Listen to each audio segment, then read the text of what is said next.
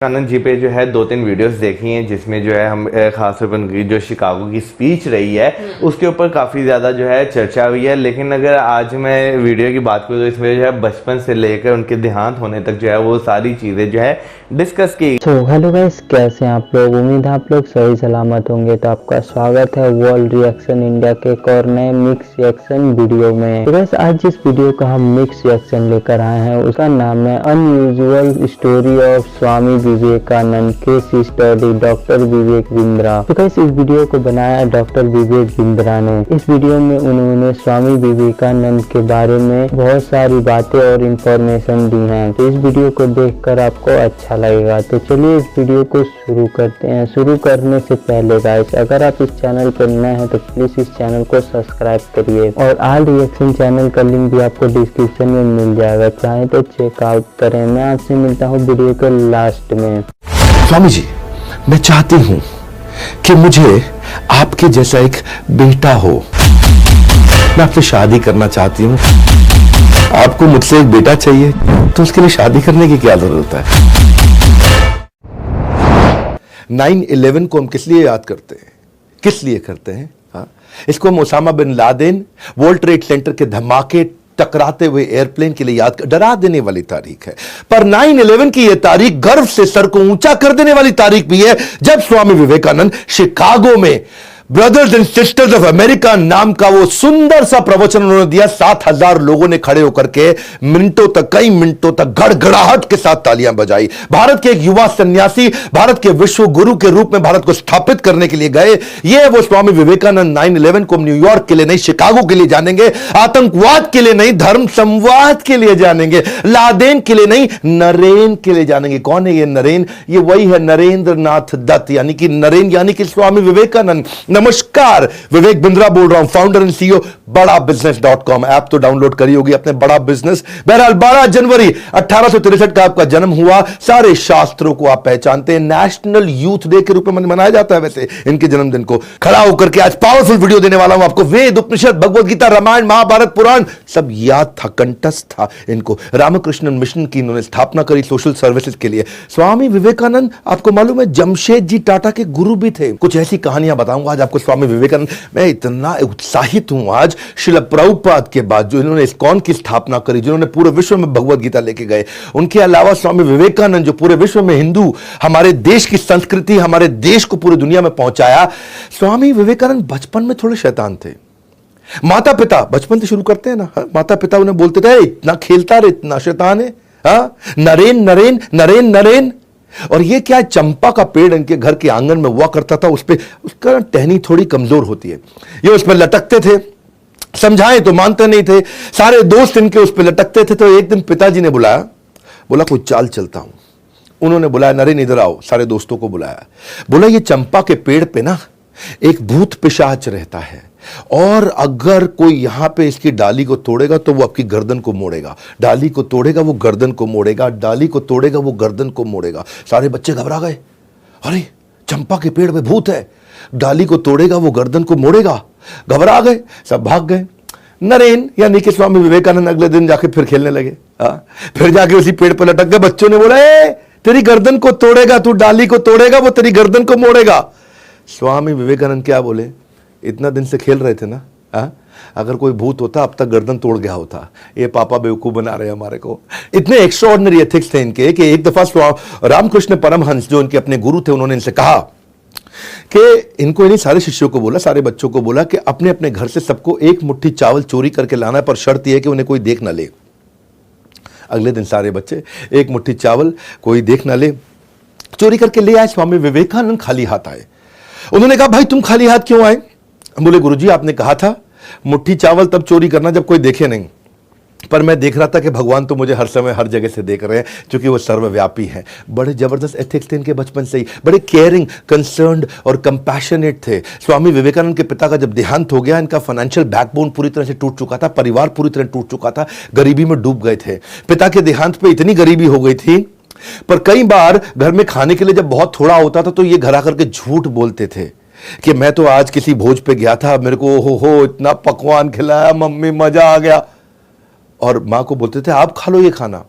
और कई कई दिन तक घर पे खाते नहीं थे, क्योंकि सबका इनका ना बचपन से ही मन के अंदर ये फीलिंग थी कि मुझे सबकी सेवा करनी है। इनका फोकस बड़ा फैल्कन लाइक था। एक कथा तो मैं इनकी बता चुका हूं कि पूरी की पूरी शादी की बारात निकल गई थी, ये पढ़ते रह गए, इनको पता ही नहीं चला यहां से बारात निकल गई। लोग पूछ भी रहे थे बारात गई, बारात कुछ नहीं पता चलता, ऐसा फोकस था इनका, इतना भयंकर फोकस। एक दिन ऐसा हुआ कि ये बेहोश मिले अपने कमरे में। लोगों ने पूछा भाई क्या हो गया, क्या हो गया, क्या हो गया? पानी डाला, उठाया इनको, ऐसा ऐसा ऐसा ऐसा हिलते हुए, झटका देते हुए खड़े हुए। तो पूछा क्या हुआ?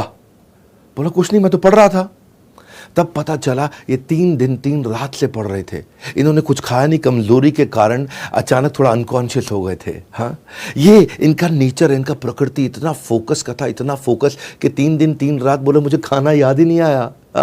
उनको बाहर उनको किसी ने बताया कि आज क्या तारीख है, इनको पता चला तारीख 3 दिन आगे निकल चुकी, क्योंकि कई किताबें पढ़ते चले गए, पढ़ते चले गए, पढ़ते चले गए। उत्तिष्ठ जागृत प्राप्य वर्ण निबोधता, उठो जागो तब तक लक्ष्य के पीछे भागो जब तक लक्ष्य प्राप्त ना हो जाए। Arise awake and stop not until your goal is achieved. ये स्वामी विवेकानंद का वो गोल्डन स्टेटमेंट है। दया जो है ना, इनका स्वाभाविक गुण था। इनकी मां ने एक बार इनको कहा कि बेटा जरा चाकू पकड़ाना, मैं सब्जी काट रही हूं। तो चाकू पकड़ाते वक्त उन्होंने क्या किया, चाकू की धार की तरफ है वहां से खुद पकड़ लिया और हैंडल अपनी मां को पकड़ाया। और तब मां ने हैंडल पकड़ा और देखा कि धार को अपनी तरफ पकड़ा। इसी पे मां ने सारे भाई बहन और सब बच्चों को बताया कि ये इसके अंदर करुणा की भावना है, जो दूसरों को कभी दुख ना पहुंचे, दर्द ना पहुंचे, बचपन से ऐसे थे। स्वामी विवेकानंद जब शिकागो गए आगे चल के बड़े होने पे, तो वहां एक लाइब्रेरी जाया करते थे।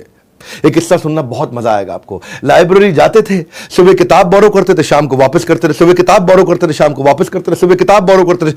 लाइब्रेरियन परेशान, बोले तुम इंडियन पागल हो गया भैया, सुबह किताब बोरो किया, शाम को वापस किया।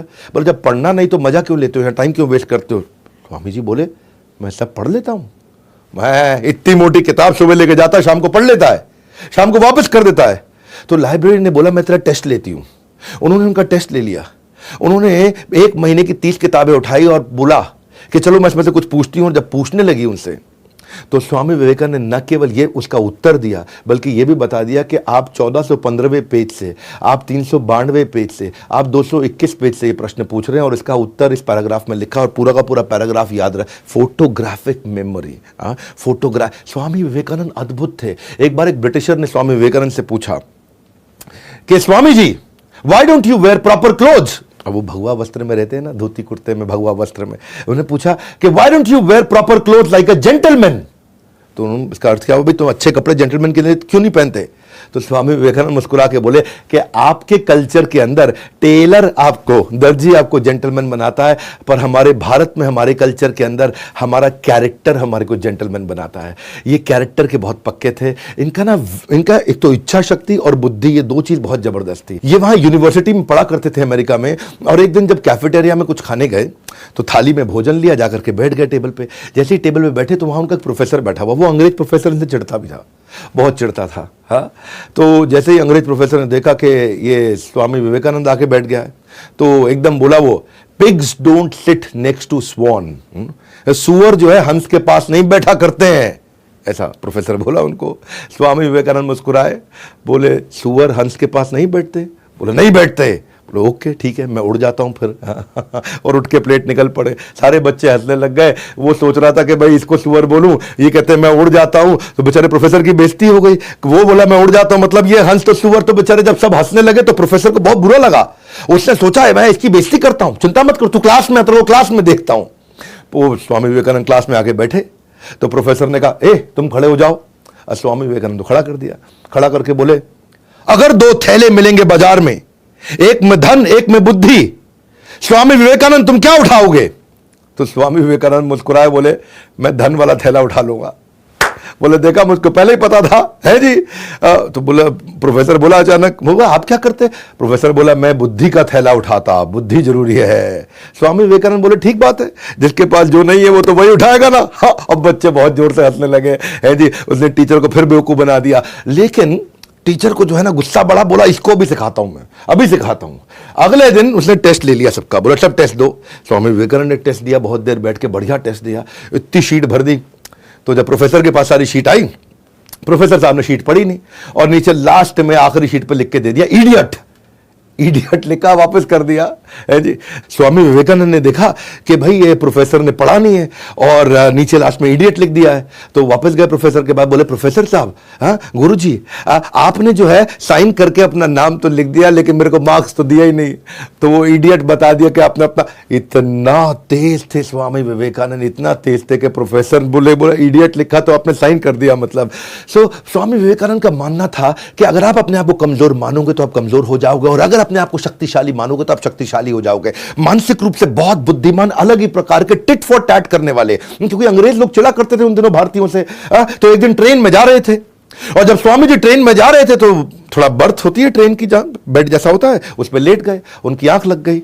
तो बाजू में अंग्रेज बैठा था, अंग्रेज ने देखा ये स्वामी जी बैठे, चिढ़ते थे उनसे वो, तो उनका जूता उतारा, निकाल करके खिड़की से बाहर फेंक दिया।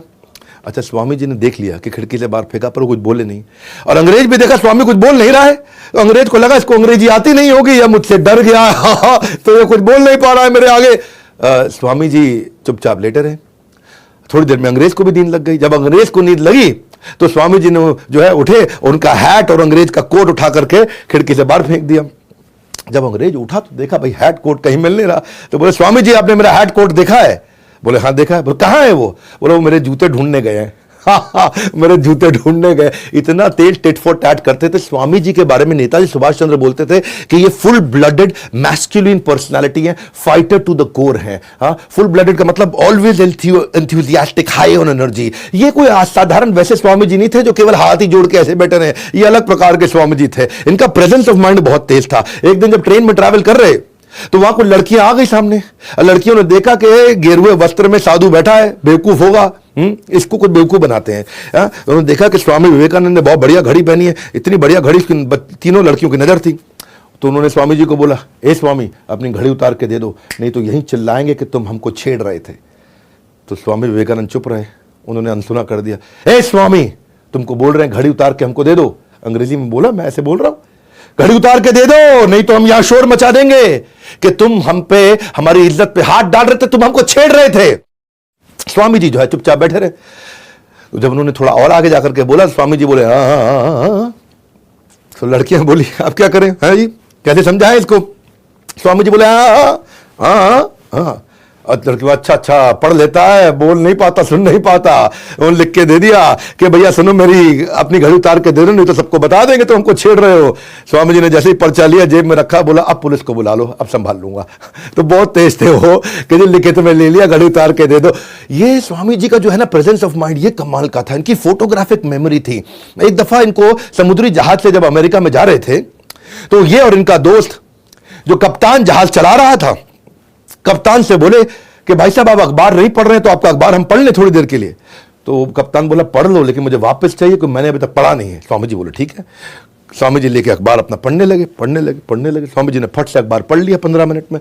पढ़ने के बाद उनका दोस्त बोला स्वामी जी का कि भाई मैं भी पढ़ लूं। बोला आप भी पढ़ लो। तो वो भी पढ़ने लगा। समुद्री जहाज में चल रहे थे तो हवा तो बहुत तेज चलती है। अचानक इतनी तेज हवा चली कि अखबार छूट के निकल के समुद्र में गिर गया। अच्छा, कप्तान को आया बहुत गुस्सा, तुमको कहा था पागल स्वामी, तुमने अखबार मेरा उड़ा करके समुद्र में फेंक दिया, मुझको पढ़ना था। स्वामी जी बोले नाराज मत होइए, कोई बात नहीं। क्यों नाराज ना हूं, मेरा अखबार चला गया। नहीं कोई बात नहीं, नाराज मत होइए, जरा कोई कॉपी पेन पड़ा है? तो कॉपी पेन दिया।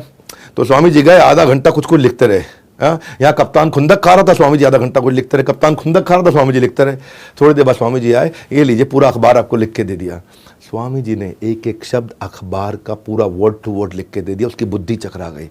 और बोला उसने उतर करके वहां चेक किया, बोला चेक कर लेना, पूरा वर्ड टू वर्ड पूरा अखबार छाप दिया स्वामी जी ने वहां पे। ऐसी फोटोग्राफिक मेमोरी थी। और वहीं पे कप्तान ने बोला कि ऐसा मैनिफेस्टेशन सुपर ह्यूमन पावर का ये ब्रह्मचार्य से आता है, लेकिन केवल ब्रह्मचार्य से नहीं आता। ये व्यक्ति अद्भुत है। ये कैप्टन थे शिप के, जिन्होंने वैलिडेट किया जाके न्यूज़पेपर को चेक करने के बाद ये स्टेटमेंट दिया उनके बारे में। स्वामी जी एक अद्भुत व्यक्ति थे। ये इन्होंने दुनिया भर में कम्युनिटी, इंडियन कम्युनिटी को पॉपुलर बनाया, पावरफुल बनाया। जो हमारी वैदिक संस्कृति थी उसको जाके पॉपुलर बनाया, पावरफुल बनाया। शिकागो में एक कॉन्फ्रेंस थी 1893 के अंदर। इनको जब इनवाइट किया गया, उस धर्म संवाद के लिए जब इनवाइट किया गया, तो सबको बताया गया कि ड्रेस कोड क्या है, फॉर्मल सूट टाई शर्ट, सब आके धर्म संवाद करने वाले। स्वामी जी धोती कुर्ते में पहुंच गए। अमेरिकन को बुरा लगा, अरे बोला था सूट टाई पहनने के लिए। स्वामी जी बोले नहीं मैं तो ऐसे ही आता हूं। मुस्कुरा दिए। तो उन्होंने क्या किया, स्वामी जी को पहले बोलना था, उनका नंबर कर दिया आखिरी। सबको दिए 10-10 मिनट बोलने के लिए, स्वामी जी को दिए 2 मिनट बोलने के लिए। और बोले सोचे कि ये धोती कुर्ते में आए, कोई वैसे ही नहीं सुनेगा, और जब आखिरी के 2 मिनट बचेंगे तो लोग उठ के निकल लेंगे, इसको वैसे ही कोई नहीं सुनेगा। तो चाहते थे कि स्वामी विवेकानंद की बेइज्जती हो जाए। बहरहाल स्वामी विवेकानंद जब आखिरी के 2 मिनट इनको दिए गए, वो स्टेज पे गए, इधर देखा उधर देखा, गहराई से उन्होंने जब वो फेमस स्पीच अपनी शिकागो की दी, तो ये वो स्पीच है जो स्पीच लोगों ने सुनते ही खड़े होकर के बीच बीच में तालियां बजानी शुरू कर दी। कोई उठा नहीं, 2 मिनट नहीं, 10 मिनट नहीं, 20 मिनट नहीं, आधा घंटा नहीं, 1 घंटा नहीं, जबकि सब 10 मिनट बोले, ये 1.5 घंटा तक वहां बोलते रहे। पिन ड्रॉप साइलेंस, ताली बजती शांति हो जाती, ताली बजती सन्नाटा हो जाता, ताली बजती सन्नाटा हो जाता। ये वो 1.5 घंटे की स्पीच है जो आज भी पूरी दुनिया जिसके लिए स्वामी विवेकानंद को याद करती है। और खत्म होने के बाद पूरा का पूरा स्टेडियम 8,000 लोगों के साथ में खड़े होकर गड़गड़ाहट तालियां बजाता चला गया। विश्व धर्म संसद में स्वामी विवेकानंद का सबसे महान वक्ता थे वहां पे, और न्यूयॉर्क हेराल्ड ने कहा, उन्हें सुनने के बाद लगता है कि जिस देश में इतने विद्वान और बुद्धिमान लोग रहते हैं, उस देश में मिशनरी को भेजना, क्रिश्चियन मिशनरी को भेजना मूर्खतापूर्ण होगा। यह न्यूयॉर्क हेराल्ड ने बोला, उनका सबसे बड़ा अखबार हुआ करता था। न्यूयॉर्क क्रिटिक ने कहा कि कई विद्वानों का भाषण अच्छा था, लेकिन हिंदू साधु स्वामी विवेकानंद के भाषण के आगे कोई टिक नहीं पाया। ये थे स्वामी विवेकानंद। रविंद्रनाथ टैगोर कहते हैं कि अगर इंडिया को जानना चाहते हो तो स्वामी विवेकानंद को पढ़ लो। इन्होंने भारत को जाकर रिप्रेजेंट किया पार्लियामेंट ऑफ रिलीजन में, शिकागो 1893। वेस्टर्न वर्ल्ड ने इंडिया को अथॉरिटी एक्सेप्ट किया धर्म के रूप में, ये पहली बार हुआ था। लेकिन क्या है, इंडिया आज भी ये देश की कम्युनिटी को पूरी दुनिया तक पहुंचाया, ये देश की कम्युनिटी को पूरी दुनिया को समझाया कि हमारी वैदिक धर्म की कम्युनिटी क्या है। बड़ा बिजनेस में मैं बिजनेस की कम्युनिटी को पहुंचाना चाहता हूं। स्वामी विवेकानंद हमारे आदर्श हैं, इसी भक्तिवेदांत स्वामी श्रील प्रभुपाद हमारे आदर्श हैं। हम चाहते हैं कि हम ये इंडियन बिजनेस कम्युनिटी को लेकर के जाएं, इसलिए मैंने भी प्रयास किया है और आप सब लोगों ने इतना साथ दिया। इंडिया की पहली नेटवर्किंग प्लेटफॉर्म मैंने बिजनेस का बनाया है। मैं Facebook, LinkedIn, YouTube, Twitter, Instagram, ये सब है सोशल मीडिया, लेकिन बिजनेस का मीडिया कहां है, बिजनेस का सोशल मीडिया कहां है? आज बिजनेसमैन, एंटरप्रेन्योर, इन्वेस्टर, स्टार्टअप, सारे प्रोफेसर, सोलोप्रेन्योर, इनके लिए मैंने एक ऐप तैयार करी है, बड़ा बिजनेस। यहां लोग आते हैं, फेसबुक की तरह ही पोस्ट करते हैं, लिंक्डइन की तरह पोस्ट करते हैं। हजारों लाखों लोगों ने ऐप डाउनलोड करी है, लाखों लोग रोज आते हैं, बिजनेस का कंटेंट वहां डालते हैं, बिजनेस की कंटेंट पे बात करते हैं। MSME, SME, subject matter expert सब आते हैं, सब skill, technology, digital marketing, investing, manufacturing, इन सब पे खूब चर्चा होती है, एक दूसरे से दोस्त बनते हैं। वैसे ही वैसे फेसबुक चलता है। आप सबको बताना चाहता हूं मैं आगे और कहानियां सुना रहा हूं स्वामी विवेकानंद की, लेकिन उससे पहले आपको बता दूं, ऐप जरूर डाउनलोड कर लेना आज के आज, अभी के अभी, इस वीडियो को समाप्त होते ही। आपको इररिलेवेंट कंटेंट नहीं है वहां कोई भी, केवल बिजनेस पे कंटेंट है। मैंने 4 आर पे फोकस किया। रेलेवेंट कंटेंट, आपकी बन जाए रेपुटेशन, आपको मिल जाए रेवेन्यू, आपके बन जाए रिलेशंस, आपको मिल जाए रेफरल। बस यही है मेरा मुद्दा। ऐप डाउनलोड करके आप खुद ही फील करोगे, आपके हजारों लाखों फॉलोअर्स बनने लग जाएंगे अगर आप वहां कंटेंट डालोगे तो। बहरहाल, जैसे स्वामी जी ने प्रयास किया, एक इंडियन कम्युनिटी को एस्टैब्लिश दुनिया में जाकर के किया, इनके लेक्चर के बाद स्वामी जी के बहुत पॉपुलर हो गए। ये इतने पॉपुलर हुए कि इनको अलग अलग लोग अपने घर में बुलाने लगे, और लोगों ने अपने घर में बुलाया, सारे बड़े बड़े रईस लोगों ने बुलाया। एक बार एक ऐसे ही बहुत अमीर आदमी, जो अमेरिका के सबसे अमीर आदमी थे, अपने घर बुलाया। इनकी कथा हुई, चर्चा हुई, उन्होंने बोला कि आप यहां पे आराम करिए। बड़ा गद्देदार, मुलायम, बड़ा सुंदर कमरा और बेड, वो गद्देदार बेड। इस पर बोला कि आप यहां विश्राम कीजिए स्वामी जी। स्वामी जी गए, उन्होंने बेड देखा, जाके उस पर बैठे, लेकिन उनके मन में विचार आया कि मेरी मां आज भी जमीन पे सो रही होगी भारत में, आज भी कम से कम 25 करोड़ भारतीय जमीन पे वहां सो रहे होंगे, बड़ी एक्सट्रीम कंडीशंस में, जिनके पास पंखा तक नहीं है, जिनके पास कोई सुविधा नहीं, जिनके पास बिजली नहीं है, और बहुत बुरी हालातों में बिना खाना खाए सोते हैं। तो मैं कैसे बिस्तरे पर सो जाऊं? उस दिन वो बिस्तरे पर नहीं सोए, वो जमीन पर सोए, लेकिन वो उनका आखिरी दिन था। उसके बाद उन्होंने कभी किसी का इन्विटेशन एक्सेप्ट नहीं किया, अपने आश्रम में जाकर सोया करते थे। इनफैक्ट एक बार प्राइम मिनिस्टर ब्रिटेन के, उन्होंने स्वामी जी को इन्वाइट किया और लंच पे उनको बिठाया, और लंच में स्वामी जी खुद भी बैठे उनके साथ में। अब ब्रिटेन का प्राइम मिनिस्टर छुरी कांटा लेकर के अपना बढ़िया से खाने लगा। भाई प्राइम मिनिस्टर है, और स्वामी जी बड़े बुद्धिमान थे, उनको बुलाया कि भाई चर्चा हो जाए उनसे। स्वामी जी अपना प्लेट लेकर के हाथ से खाने लगे। तो प्राइम मिनिस्टर उनकी तरफ देखा, उसको बड़ा बुरा फील हुआ, यार हम छुरी कांटे से खा रहे हैं, यहाँ पे अपने चम्मच से खा लो, कम से कम तुम छुरी कांटे से नहीं खा सकते। पर स्वामी जी अपना हाथ से खाए चले जा रहे हैं, वहां पे उनको बड़ा फील हो गया। तो उन्होंने से पूछ लिया कि आप इंडियंस इतने मॉडर्न एनवायरनमेंट के अंदर अभी भी हाथों से ही खा रहे हैं, ये क्या तरीका हुआ? तो स्वामी जी ने जवाब दिया अंग्रेजी में, because no one has used my hands before to eat. क्या अर्थ हुआ इसका? किसी ने मेरे खाने से पहले मेरे हाथों से खाना नहीं खाया है, लेकिन बहुत से लोगों ने मेरे इस खाना खाने से पहले इसी छुरी कांटे से खाना खाया है। यानी कि ये छुरी कांटे सब झूठे हो चुके हैं। मेरा हाथ आज तक मेरे ही मुंह में जाता है, ये दुनिया के मुंह में नहीं जाता है। स्वामी विवेकानंद का ये उत्तर सुन के ब्रिटेन के प्राइम मिनिस्टर बहुत हैरान हो गए। हाँ, भारत हमारा अभी परतंत्र था, स्वतंत्र नहीं था, लेकिन इतने बुद्धिमान लोगों को देख करके दुनिया, नेताजी सुभाष चंद्र बोलते थे कि इतने प्रोफाउंड, इतने कॉम्प्लेक्स थे कि if he had been alive I would have been sitting on his feet. Hindi में कहूं तो स्वामी जी इतने महान गहन थे कि अगर वो जिंदा होते तो मैं उनके चरणों में रहता। ये नेताजी सुभाष चंद्र बोस कहा करते थे। ये थे स्वामी विवेकानंद। महिलाओं को इतना रिस्पेक्ट किया करते थे। लेकिन एक दफा थोड़ी महिलाओं की कहानी सुनाता हूं आपको। स्वामी विवेकानंद एक दफा एक यूनिवर्सिटी में लेक्चर देने गए, तो वहां एक बहुत सुंदर लड़की थोड़ा दूर से, ये 3-4 लोगों से बात कर रहे थे, थोड़ा दूर से इनको देख रही थी। अच्छा, स्वामी जी पहचान गए थे कि देख रही है मुझको, लेकिन ध्यान नहीं दिए। वो खड़े होकर देखते रही स्वामी जी को, और ये 3-4 लड़कों के साथ अपना बात कर रहे थे। बहुत देर तक स्वामी जी ने देखा कि वो देख रही है। जैसे ही ये लड़के गए तो स्वामी जी उनकी तरफ मुड़े और प्रणाम किया। तो वो लड़की उनके पास आई और बोली, स्वामी जी। बोला, जी स्वामी जी, मैं चाहती हूँ कि मुझे आपके जैसा एक बेटा हो। मैं आपके जैसा एक बेटा चाहती हूँ, तो क्या आप मुझे एक बेटा दे सकते हैं? मैं आपसे शादी करना चाहती हूँ, आप शादी करके मुझे अपने जैसा एक बेटा दे दीजिए। तो स्वामी जी मुस्कुराए, मुस्कुरा के बोले, आपको मुझसे एक बेटा चाहिए जो कि मेरे जैसा हो, तो उसके लिए शादी करने की क्या ज़रूरत है? तो स्वामी जी तो लड़की, ओह, बिना शादी के आप बेटा दे दोगे मुझको? Good idea. हाँ, तो लड़की को लगा कि लगता है स्वामी जी तैयार हो गए हैं, अब मुझे बढ़िया बढ़िया। तो उसके मन में कुछ हार्ट ऐसा चलने लगे, ऐसा मतलब वो सोच ही रही थी। तो स्वामी जी फिर मुस्कुराए, बोले, हाँ मैं ठीक कह रहा हूँ, बिना शादी के आपको मेरे जैसा बेटा मिल सकता है। देखो, शादी करके मैं कोई गारंटी नहीं दे पाऊंगा कि हमारे संबंधों से जो संतान की उत्पत्ति होगी वो बिल्कुल मेरे जैसा होगा, ये मैं गारंटी नहीं दे सकता। लेकिन मेरे पास दूसरा उपाय है। वो बोली, क्या? वो उपाय ये है कि अगर आपको बिल्कुल मेरे जैसा बेटा चाहिए तो मुझे ही अपना बेटा बना लीजिए, मैं आपको अपनी माँ स्वीकार कर लेता हूँ, एक और बच्चा करने की क्या आवश्यकता है? वो लड़की बहुत हैरान हो गई, और उस दिन से स्वामी जी ने उनको अपनी माँ के रूप में देखा, स्वीकार किया, और वही औरत चल के आगे स्वामी जी की सबसे बड़ी शिष्याओं में से एक शिष्या बनी। ये थे स्वामी जी जिनकी इंद्रियां हमेशा नियंत्रण में रहती थी। वो क्या कहते थे? हमेशा कहते थे कि if you can stretch a helping hand, do so, and if you cannot, then fold your hand. इसका अर्थ क्या हुआ? यदि आप किसी की मदद करने के लिए हाथ बढ़ा सकते हैं तो बढ़ाइए, और अगर मदद के लिए हाथ नहीं बढ़ा सकते तो कम से कम हाथ जोड़ तो लीजिए।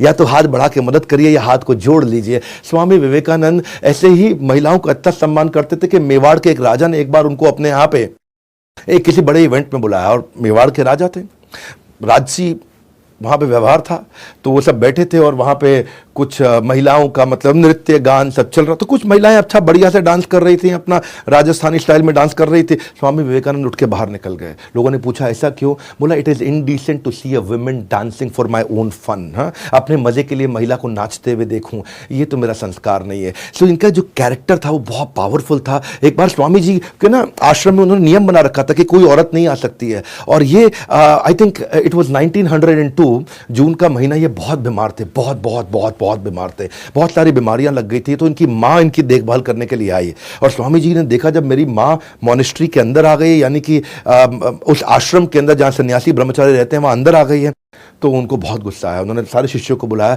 बोला मेरी माँ को ले जाओ यहाँ से। तो उन्होंने बोला, नहीं, आपका ध्यान रखने के लिए आई, आप इतने बीमार हैं। बोला, रूल इज़ रूल, सबके लिए बराबर रूल है। हाँ, ये मेरी माँ भी अंदर नहीं आ सकती है। तो उनकी माँ भी ब्रह्मचारी आश्रम तक चली गई, और 39 साल की उम्र में उसी साल अगले महीने उनका देहांत हो गया। जो लाइफ है या इनकी जो बातें हैं या इनके जो ज़िंदगी में वाक़यात गुजरे हैं, ये वाक़यात सभी ना सही, अगर इन वाक़यात को, कुछ वाक़यात को भी इंसान समझे और अपनी ज़िंदगी में अप्लाई करे, तो मैं कहता हूँ कि इंसान की ज़िंदगी एक कामयाब तरीन इंसान की तरह गुजरेगी।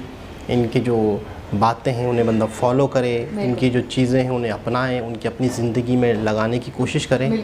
तो मैं कहता हूँ शायद ही आपको ज़िंदगी में कोई प्रॉब्लम आए, शायद ही ज़िंदगी में आपको कोई तकलीफ़ आए, और आप एक कामयाब इंसान की तरह ज़िंदगी गुजारेंगे। अच्छा, इनके अंदर स्टेमिना देखिए आप। मुझे सबसे ज़्यादा बहुत सारी बातें हैं, बेशुमार बातें हैं, जिस तरह से उन्होंने ख़ातून को कहा कि मैं आपको बेटा पैदा करने की क्या ज़रूरत है, जिस तरीके से उन्होंने वालदा के लिए ज़मीन पे बैठ के उन्हें एहसास हुआ कि यार मेरी वालदा तो इस वक्त ज़मीन पर होंगी, और खाना खाते हुए उन्हें एहसास हुआ कि यार मतलब है कि दुनिया हाथ से खाती है और मतलब है कि मेरा जो हाथ है वो मेरा ही हाथ है। चम्मच तो कई लोग यूज़ करते होंगे। मतलब इनकी जो बातें हैं ये वो बातें हैं कि जिससे हम ये कहेंगे एहसास, इसे कहते हैं फीलिंग। कमाल की पर्सनैलिटी है, मतलब वो उनकी जितनी ज़्यादा स्टोरीज बताएगी, मतलब जितनी भी बताएगी कितनी कमाल की बताएगी। मतलब बचपन में किस तरह से, बचपन से ही मतलब उनका दिमाग जैसे होता है ना, बच्चे को देख के पता चल जाता है ये बच्चा आगे होके मतलब कितना आगे जाएगा। मतलब बचपन से ही वो इतनी ज़्यादा इंटेलिजेंट थे और इतनी ज़्यादा टैलेंटेड थे। यही चीज़ होती है कि जब कोई भी बच्चा हो ना, उसको पता उसी के कामों से पता चल जाता है कि आगे जाके जिसने क्या करना है। और इस तरह से मतलब वो इंटेलिजेंट थे, बहुत ज्यादा इंटेलिजेंट थे। उनके जो वाकयात किस्से हमने सुने, जो विवेक बिंद्रा सर ने बताया, बहुत मतलब हैरान कुन थे। हमने बहुत सारे ऐसी पर्सनैलिटीज के वाकयात सुने हैं, लेकिन जितने भी सुने हैं उन सारों से मतलब हर मौके पे, हर टाइम पे उन्होंने ऐसा रिप्लाई दिया और ऐसी बात कही कि सामने वाले की अकल ही तंग रह जाए भाई क्या कह दिया मैंने। मतलब जिस तरह से वैसे देखा जाए डॉक्टर विवेक आनंद, हाँ, तो उन्होंने मतलब जिस तरह से अपने उनकी माँ ने कहा कि ये बचपन से ही इसमें है, तो माँ को देखकर पता चल जाता है, बच्चे की चलने के तरीके से पता चल जाता है। जब वो छोटा होता है, चलना सीख रहा होता है, उसे पता चल जाता है ये किस राह पे जाने वाला है। तो मतलब उन्हें पहले ही पता था कि कितनी ज्यादा केयरिंग होंगे और दूसरों की हेल्प करना, तो ये सबसे बड़ी बात है। और हम इंसान पैदा ही इसलिए हुए हैं कि दूसरों की मदद की जाए।